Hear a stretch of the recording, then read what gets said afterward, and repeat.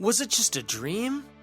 Maybe it was some strange quantum reality, or maybe it was all the beer. But for a second I felt as if I lived a whole nother life, apart from my Northtown, Kenton upbringing. Like I belonged here. Like I was some scrappy old First Ward kid, raised on corned beef, Guinness, and Jimmy Griffin. But I didn't grow up here. In fact, this place is more like a strange blackout in my all things Buffalo bag of tricks. All my life, I've clung to the wrong-headed notion that most of the cool stuff was on the north side of Buffalo. But I was dead wrong. How did I miss it? How did I come to assume that South Buffalo, and the old First Ward in particular, was really one extended homage to Buffalo's past? Even if it was true, and it isn't, what's so wrong with the past? As if Dave & Buster's and the Olive Garden make modernity the place to be on the reality dial. Maybe Buffalo, maybe America, peaked in an industrial zenith 100 years ago. I hope not, but maybe, just maybe, we can remember what was truly great about the past and write it into the Buffalo script here and now, and cast it into the future. Sans Jimmy Griffin, but that's just my preference. Hey, I'm Nelson Starr, Buffalo rock and roll raconteur and food fanatic. Follow me backstage and into the kitchen to learn the secrets behind our very own Buffalo food scene. This is your all-access pass. Okay, some people love Jimmy Griffin, but I love Gene McCarthy. Gene McCarthy's, that is. Gene McCarthy's is a place where you can walk in and right away feel a palpable sense that you are stepping back in time. He whistled and he sang through the green woods land, and he won the hearts of the lake. This is the classic Irish-American food canon proudly on display, until it's washed down with a proper pint. Or 3. Current owner Gerhard Yaskow takes pride in the history of a place he bought out only a few years ago. Your patrons seem like completely enthused, like they've come home after a long trip or something. Well said, actually, Nelson. They've come home. The old First Ward is the cradle of the Irish community, so people come back to experience the nostalgia of the past. McCarthy's is the place. It's a seat of culture. That's what people say all the time. Let me think that. He whistled and he sang through the green woods land, and he won the hearts of the lake. Wow, that looks great. That looks so Look at awesome. this. Look at this. Wow. Is there enough meat on here? Look at that's pretty good, I'd have to say. We have a Reuben, we have corned beef and cabbage, we have a beef on weck with their homemade Kimmelweck roll. All right, I'm gonna make a mess. There you go. You're allowed to. You get a papal dispensation if you make a mess here.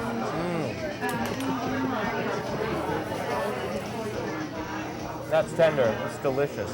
Fair and Adria, this ain't, but it's rib-sticking and honest in a way that the best asparagus foam never can be. He was sometimes asked to make them smaller, and every time he was asked to make the sandwich a little smaller, he would make the sandwich a little larger. So you're dealing with probably at least a pound of good, freshly sliced roast beef. McCarthy's transcends the simple bliss that is meat and potatoes, because it is so much more than even a great food joint. McCarthy's is all that a pub should be. A neighborhood place where everyone seems to know each other, where they can meet for some fine food, great Guinness, good conversation, and endless laughter. Is this place like this all the time? Well, no, you see, it's approaching St. Paddy's Day. Almost like a reflex, the community instinctively gathers at Gene McCarthy's. Members of the Irish Center, the parade marshals, civic leaders, a leprechaun or two. Gerhard, just when things are getting fun, he wants to show me the basement. I don't know.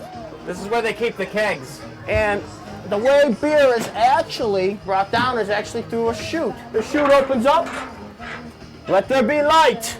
The kegs are dropped down onto the tire. They're rolled and roll your boat. For the love of St. Patrick, this Gerhard guy's got me lumping brisket. Come on. Oh, the meat. Yeah. That's actually going right upstairs now. These are one of those beef briskets that we were talking about. No, Gerhard, I have money. I can pay for my meal. The next thing you know, they'll have me playing reels on the piano or something. And here we go.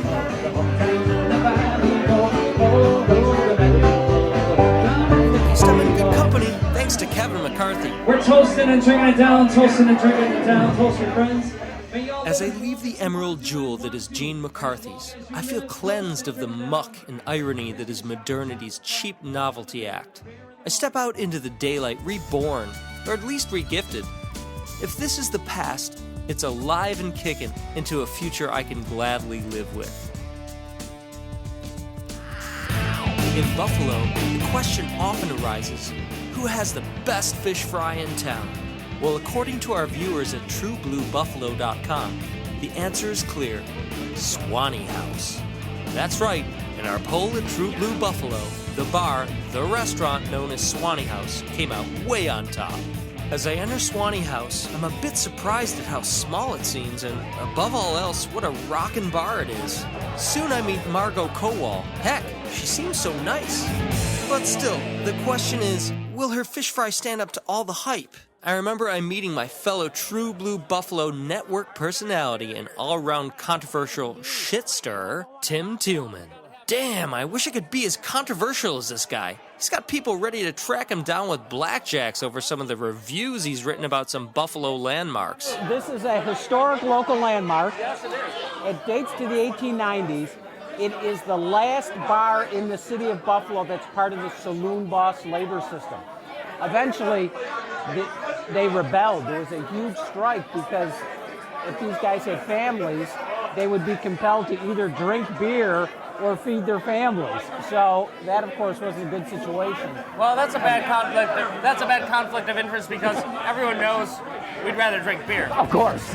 Anyway, Tim's take on just about everything is informed, if not a bit twisted. Soon the two of us are upstairs. Margot arrives with the food payload.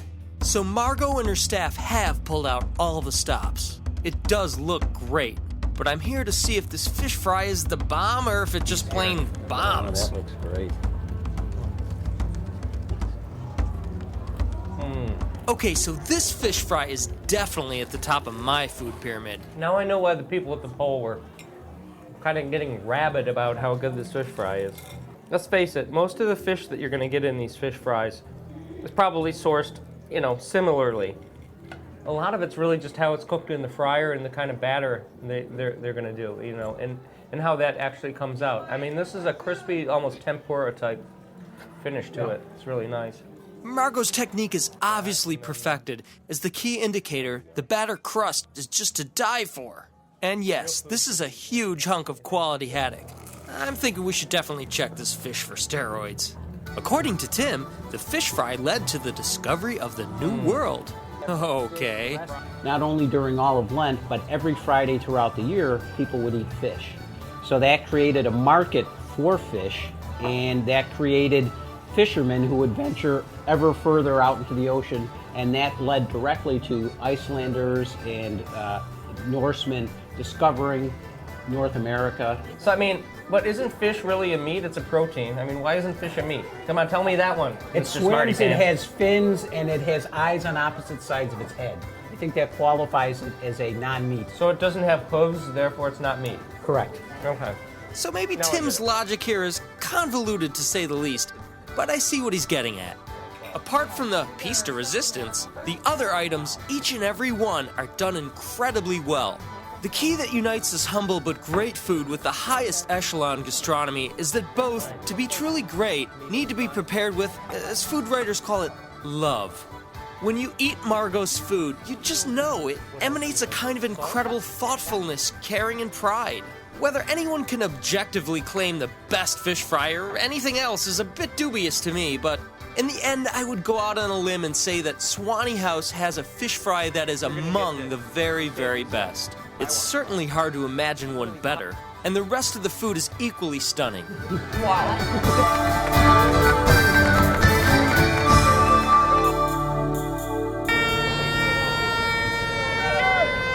Everyone loves a parade, except me. Even as a young kid, I thought they were pretty darn boring. I never got what was so fun about watching a bunch of dudes in kilts march up and down a street half in the bag, except for the telling of the what's under the kilt jokes. Those crack me up. But okay, we're off to cover the St. Patrick's Day Parade. Or are we? For those more northbound Western New Yorkers like me, We might never have heard of the Valley Old Neighborhood Parade. Isn't the parade the one that goes down Delaware Avenue? No. The real parade, as it is also called, is held in the Old First Ward, and it starts in a district section of it, the neighborhood known as the Valley. Kicking it off at the Valley Community Association, the Old Neighborhood Parade is a lot more people-friendly, and certainly more a part of the fabric of the Old First Ward, the heart of Buffalo's Irish-American community till this day. It's great to watch a parade that means so much to the people who are a part of the community it celebrates. It's even better to watch a parade and drink some of the finest craft beer and microbrews in the country.